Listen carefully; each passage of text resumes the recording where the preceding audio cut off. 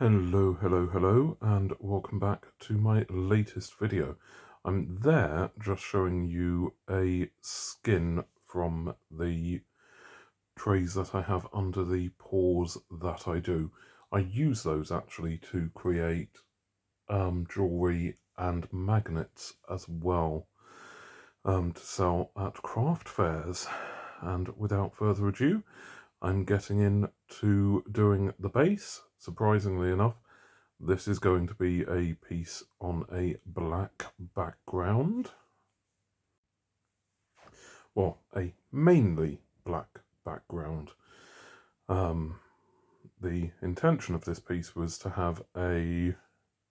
Well, you'll see in a minute the type of background that I tried to create. So this week I'm doing a set of angel wings, inspired by Molly of Molly's Artistry. I'll try to remember to tag her in the description of the video. She did a set of angel wings a couple of months ago, and the idea stuck in my head, so I decided to do them, but on one canvas. I think hers were done on two as a diptych, and I decided to do it in rainbow colours, using kind of a similar style to the one that she did. She actually did it as a, I think hers was a swipe, whereas my one is a Dutch paw. This is the first of, I think, 3 videos that I'm going to be doing with the rainbow wings. I've done 2 so far, one black background, one white background, and I think I'm going to carry on my fascination with a split white and black background that I seem to be doing a few pieces recently of. You'll see, you've already seen one video that was done after this, actually, the circle experiment. That was half black, half white, and I've done 2 or 3 other ones as well. So yeah, I've just blown out the background, touching up the sides, and now I'm going to try and, well, I was aiming for a kind of smoky background with this, and I got a lovely smoky background. Looks amazing.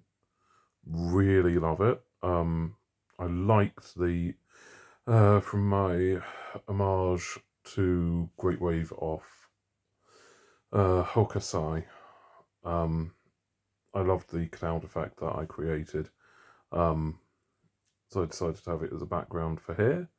You will probably see a couple of flashes in a minute because I'm just taking pictures of this, because honestly this could be a piece on its own, and I might actually do some prints just of that. Let me know what you think in the comments. So, as I say, this was the aim. Didn't quite end up staying quite as smoky, but that's just what happened in the end. So I've got, I think, 11 colours in total on this. So I'm starting out with creating the angel wing shape with silver paint. Silver, not grey. And I originally planned to split the rainbow colours into the 2 halves that I usually would do. So the purple, blue, green together, the red, orange, yellow together. As you will see as we go through, I don't end up going with that,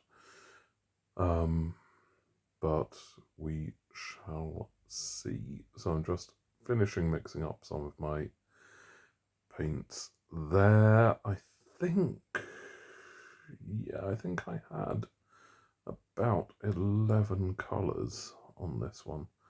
So I'm going from purple through to the red on this one. And so that's just a cobalt purple, I think. This is a metallic. Oh, I hope I've still got the bottle of that one because I can't remember what that colour was called. I'll link to all the actual colours in the description box. This one is Cyan Blue.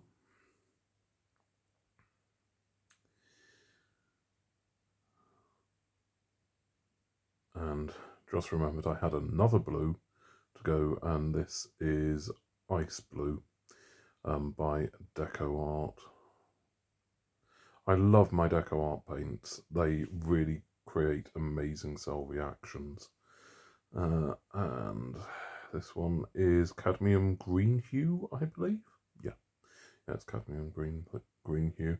And then next it's Pebeo Yellow Green or Green Yellow iridescent colour.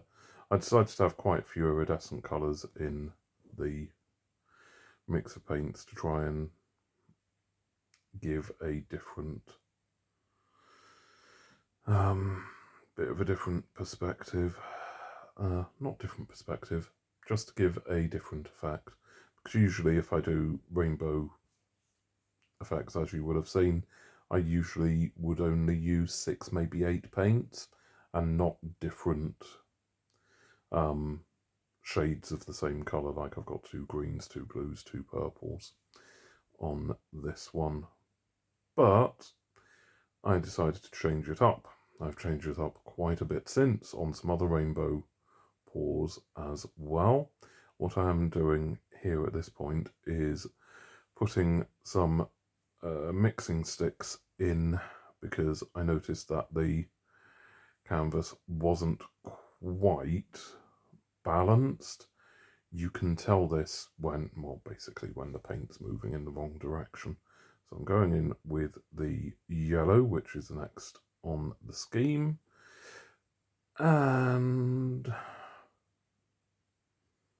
I don't like it.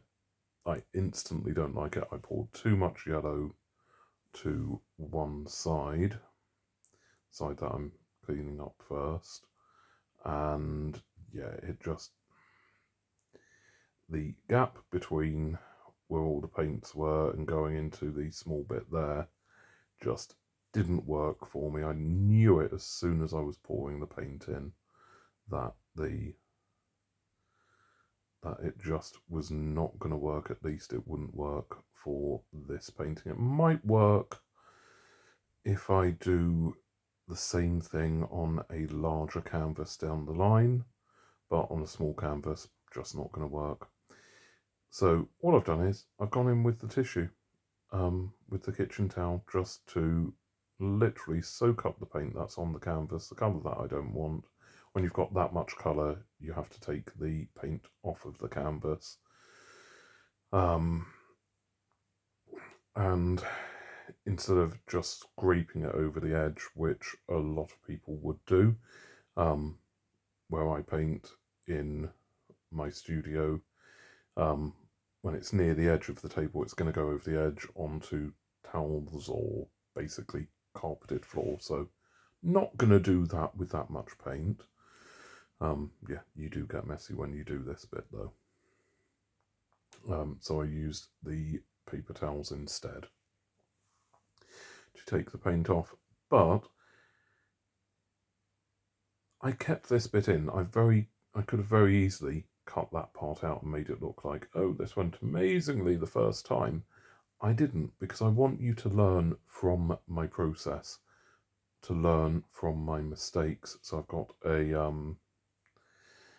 pearl orange there, so 2 different shades of orange, and then just coming in with the red, and then one of my favourite colours is Blue Red by Pebeo. It's another iridescent colour, and It's just gorgeous. I love it so much. So yeah, as you can see, I've done the pouring. I'm not at this point, and I haven't been at this point 100% sure. The flashing you can see is me taking pictures. I'm not sure because one wing is very much larger than the other, so I have a angel with rainbow wings that is always taking a left turn. I don't know how that works with wings, but one is very much bigger than the other one, and I'm just going to see how it's going to go. So I'm blowing out, first of all, going from the red inwards through to the purple, and I blow out the smaller side first, just because I know that if I had have gone the other side first, it would have taken up more space, and I wouldn't have, and I would have been trying to fit this wing in, so I went with that one first. Now I'm just trying to do the same again, but keep at least some of a gap between the two wings. I do love how this is turning out. The colours are amazing. They are so bright, so vivid, so beautiful, and all of the colours end up showing through. The only one that on the final piece I probably would have liked a bit more is the purple, but it's purple on a black background piece. What I really should have done was have the purple in the middle going over the other colours, because the red would always show up against the black quite nicely. So I'm trying to get the shape that I want, and with that I'm just coming in with the silicone straw, just to basically create the colours that I want. I'm pouring the black back into the middle, because I had, where I'd taken the colour off, I had actually left the middle bare, just so that I wasn't blowing black paint, a lot of black paint, over the whole design. And I'm just experimenting on the canvas at this point, with what I will be in a few moments. So I'm just trying to get the kind of smoky effect in between that I had there before, back in, and I'm just creating a few wispy lines and firming up the lines on the wings, and trying to get it to work a bit more coherently. I don't really know why I'm putting all of these wispy lines in. You will see the dried result later, and it is quite, well, it is quite different to the wet result, mainly because I didn't like the white bits round the edge. They didn't work fantastically, so I did off camera change the piece up quite a bit. I also took out this bit that I'm just about to add in, but this bit also formed the idea for the circle experiment, because if you were paying attention in that video, I think I said I'd done this based on something I'd done on a couple of other pieces, and this is the first piece that I did it on. So I'm just basically layering the colours on the rim of a cup there and creating a lovely rainbow halo at the nape of the wing of the neck of the wings.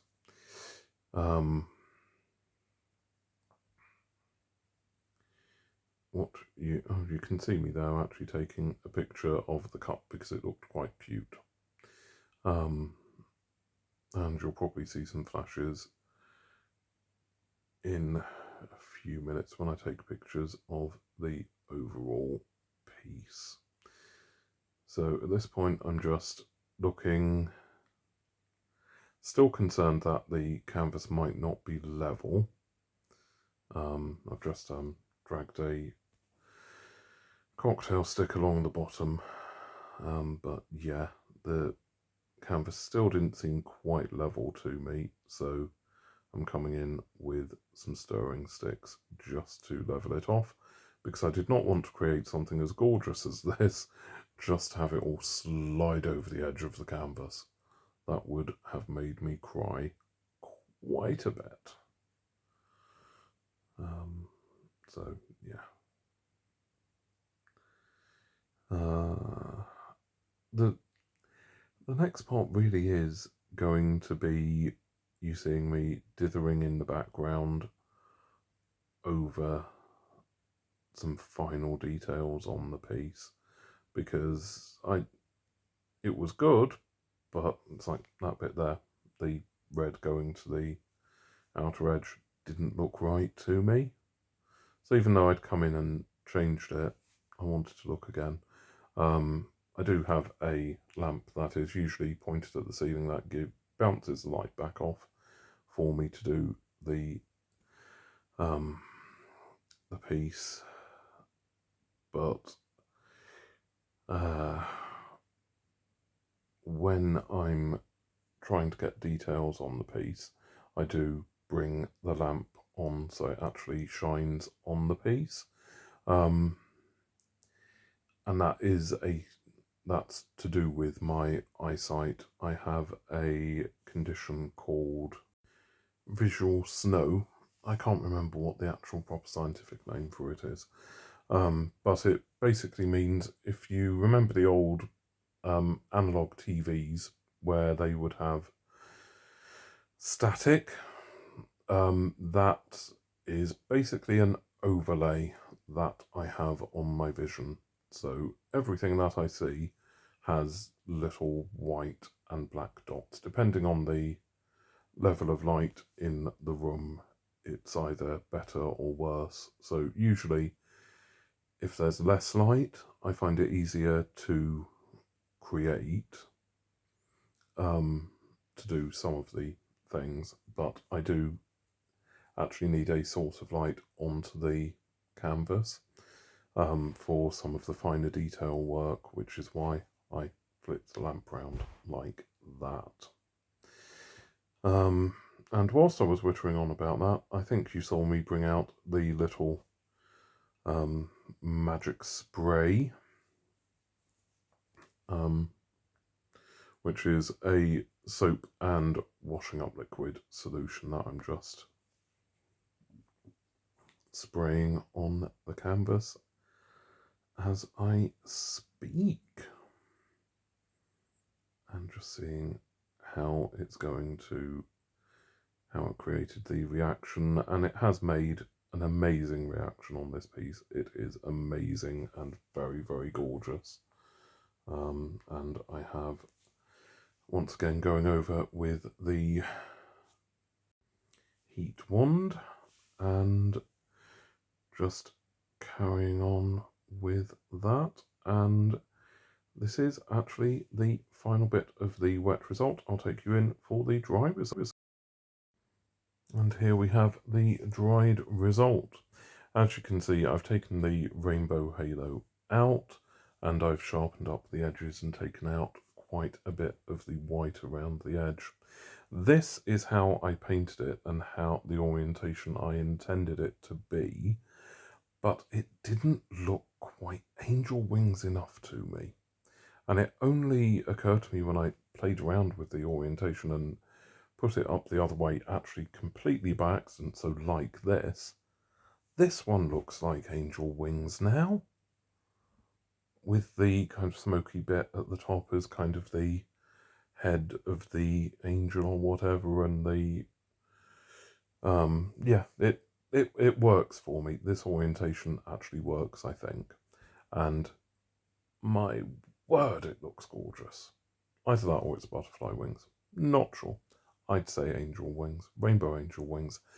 Thank you for listening to me witter on once again. Please like, subscribe, follow me on social media, and recommend the video to your friends.